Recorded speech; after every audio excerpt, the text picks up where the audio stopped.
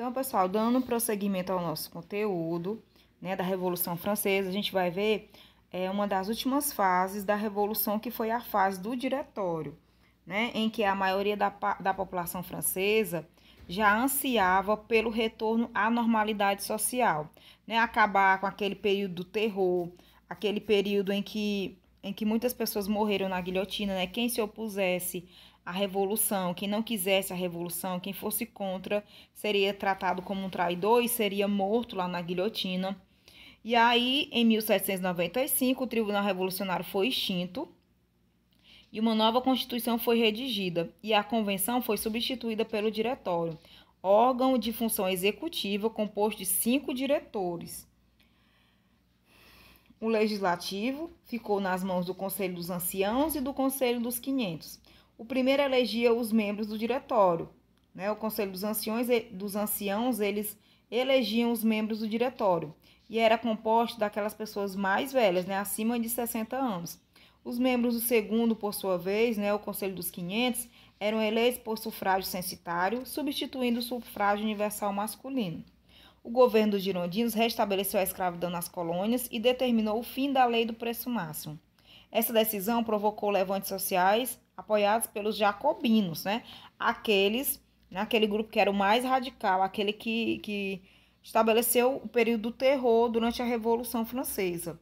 O diretório, que vigorou entre 1795 e 1799, enfrentou a crise financeira, a miséria dos assalariados, a falta de alimentos e as ameaças dos monarquistas, que desejavam restaurar o antigo regime. Uma sucessão de golpes de Estado desestabilizou o jogo eleitoral nessa fase e aprofundou a crise.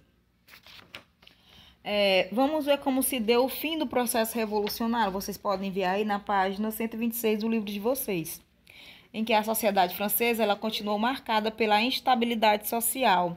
No plano interno, os levantes sociais prosseguiram.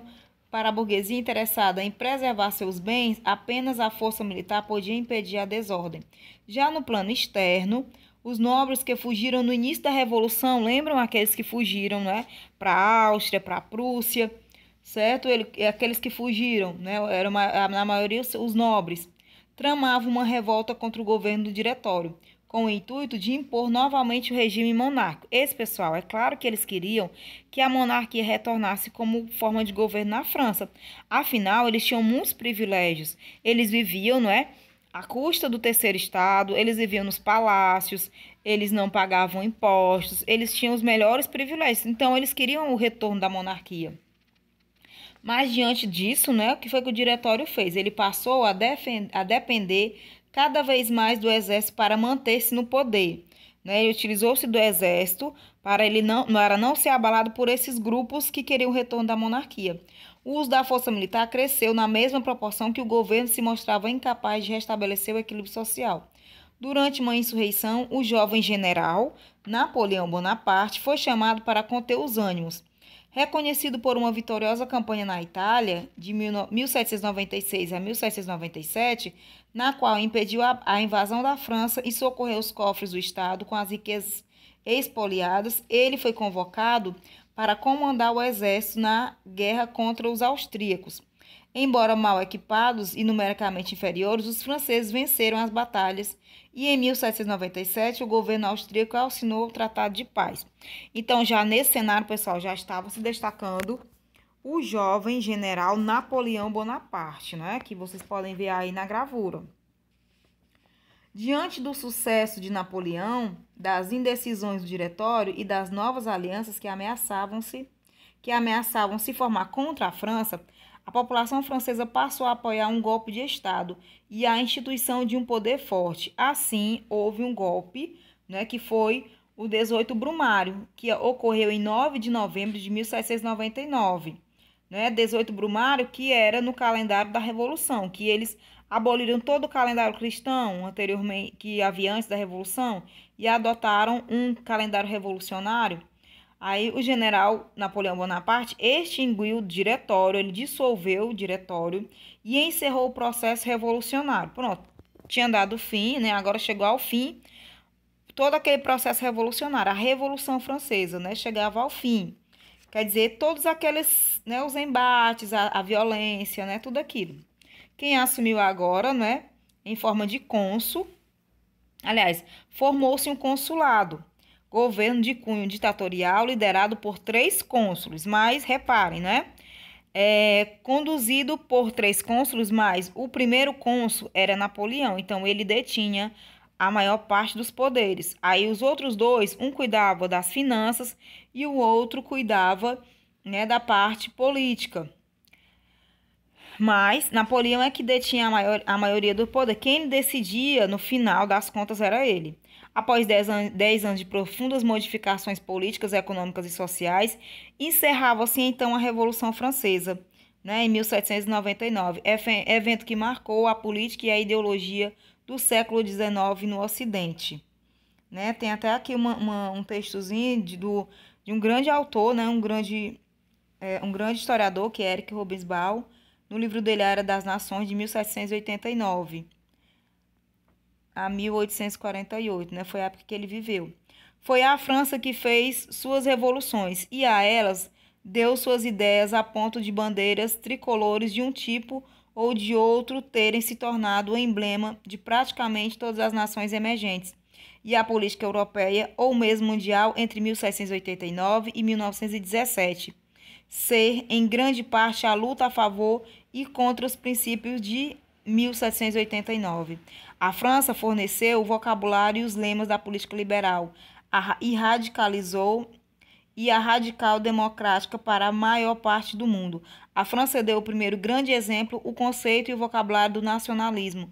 A França forneceu os códigos legais, o modelo de organização técnica e científica e o sistema métrico de medidas para a maioria dos países. Então, com o lema, né, da Revolução, que é a liberdade, igualdade e fraternidade, né, a partir dos direitos do homem e do cidadão, né, a França se consolidou como um exemplo para as outras nações europeias e para o mundo.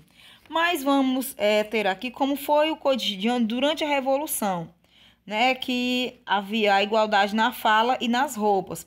A Revolução Francesa não provocou mudanças apenas nas instituições políticas, mas também no cotidiano. Os discursos se alteraram e os novos comportamentos e atitudes passaram a ser esperados. O patriotismo e o caráter revolucionário dos indivíduos deviam estar presentes nos espaços públicos por meio de novas posturas. Colocar o bem comum acima dos interesses particulares, reconhecer a igualdade natural dos indivíduos e confraternizar-se com todos os cidadãos passou a ser as normas de conduta. As transformações repercutiram primeiramente na linguagem. Todas as formas honoríficas de tratamento pessoal que identificavam o título e o status social dos membros da nobreza e do clero, como Sua Excelência, Vossa Alteza, Reverendíssimo, foram substituídas simplesmente por cidadão. Agora todos seriam cidadãos iguais perante a lei. Então não haveria, né, mais um tratamento de superioridade entre os franceses. Generalizar a forma de tratamento e substituir o vós pelo tu indicava o desejo de fazer valer a igualdade entre as pessoas. No lugar dos dialetos regionais, o francês tornou-se a língua comum e obrigatória em todo o território nacional. As escolas deviam ensinar apenas a língua francesa e os textos oficiais passaram a ser escritos exclusivamente em francês. Outra mudança no cotidiano dizia respeito ao vestuário. A moda aristocrática incluía rendas, paramentos bordados a ouro, perucas empoadas e chapéus de plumas.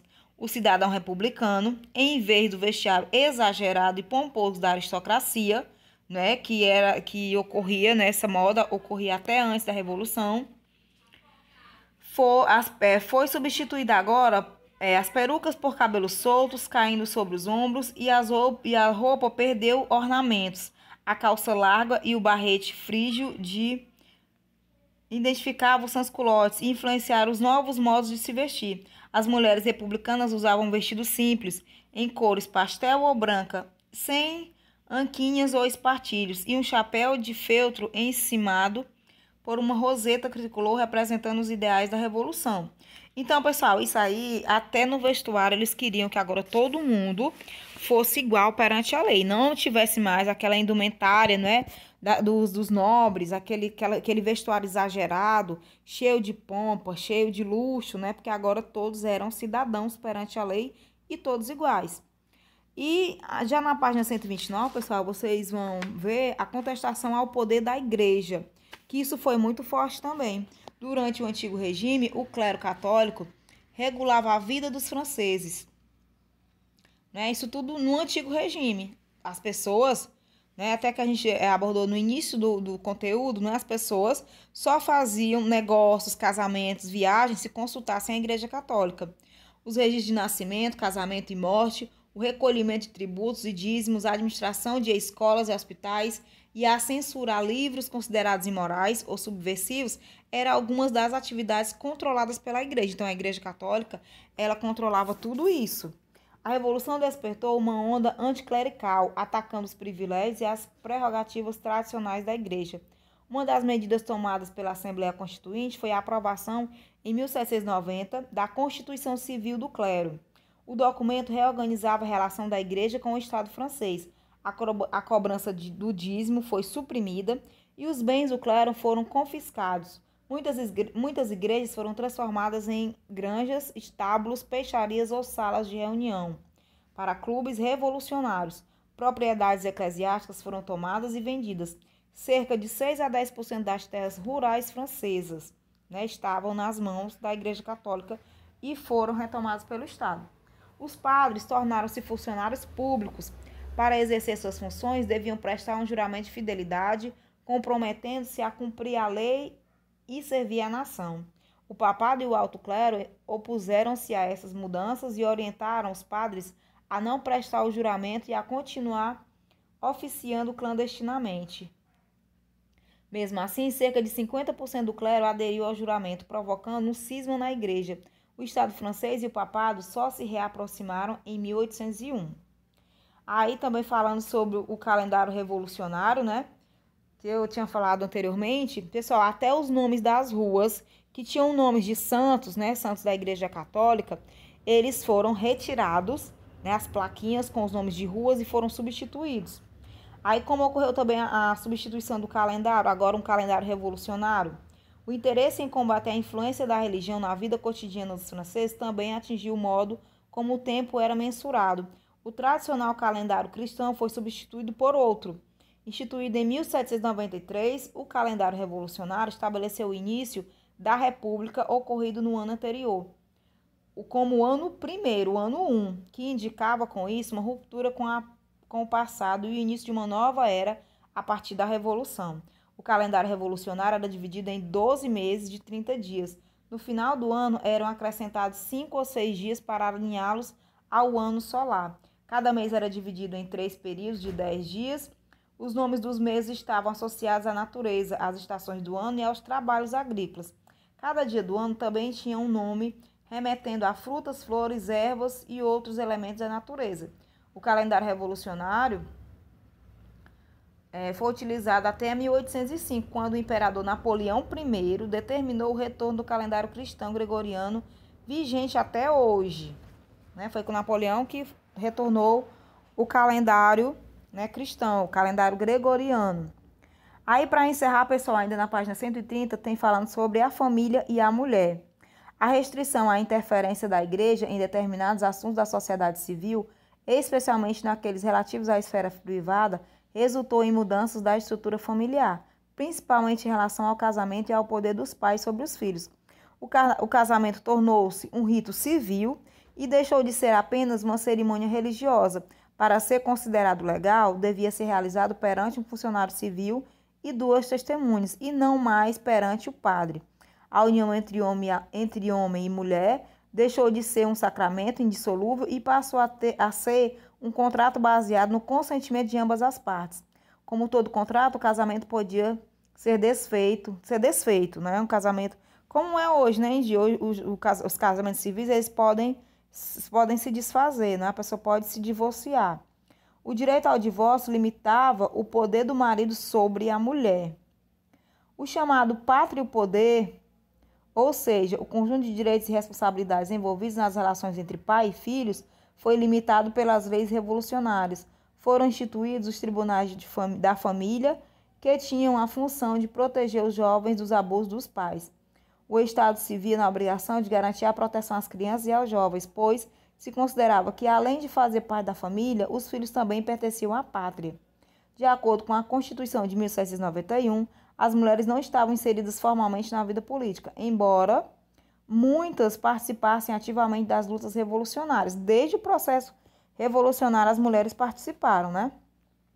Fundando associações republicanas, mas elas não eram consideradas cidadãs ativas, mas apenas receptoras passivas de certos direitos. A francesa Olympe de Gouges, em resposta à Declaração dos Direitos do Homem e do Cidadão, redigiu a Declaração dos Direitos da Mulher e da Cidadã para reivindicar a igualdade de direitos entre homens e mulheres. Ela foi guilhotinada em 1793 durante o período do terror, acusada de traição.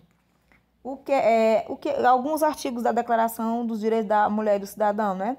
Considerando que a ignorância, o esquecimento ou o desprezo dos direitos da mulher são as únicas causas dos males públicos e da corrupção dos governos, resolveu-se expor numa solene declaração os direitos naturais, inalienáveis e sagrados da mulher. Artigo 1º. A mulher nasce livre e tem os mesmos direitos do homem. Artigo 4º. A liberdade e a justiça consistem em devolver tudo o que pertence ao outro. Assim, o exercício dos direitos naturais da mulher tem como limite apenas a tirania perpétua que o homem lhe impõe. Esses limites devem ser corrigidos pelas leis da natureza e da razão. Então, esses são dois artigos, o 1º e o 4º, que estão na Declaração dos Direitos da Mulher e da Cidadã. Ok? Que foram redigidas pela francesa Olympe de Gouges. Ok? Então, nosso conteúdo foi esse. Aí, daqui a pouco eu coloco a atividade.